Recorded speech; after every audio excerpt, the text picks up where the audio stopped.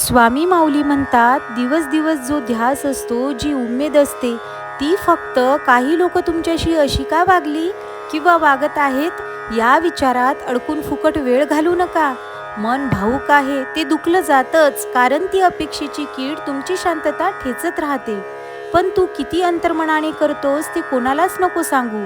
आपलं आपल्याशी हितगुज करायला नशिबानच कोणी भेटेल. प्रत्येक प्रश्न तुला आता हाताळता येईलच असे नाही, कारण आत्ताचा कठीण क्षण कधी उत्तम अनुभव ठरेल ही येणारी वेळ सांगेल. तू फक्त तुझ्या विचारांची योग्य ती कसरत चालू ठेव. सगळ्यांनाच उत्तम दिलं तरी ते त्यांना घ्यायचं नसेल तर एकतर व्यक्ती स्वतःलाच अतिशहाणी समजते, किंवा ती व्यक्ती मूर्ख आहे, जिला अजूनही समजलंच नाही.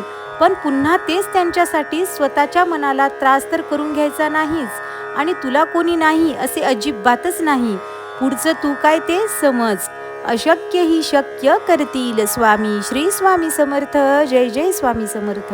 विजयी भव.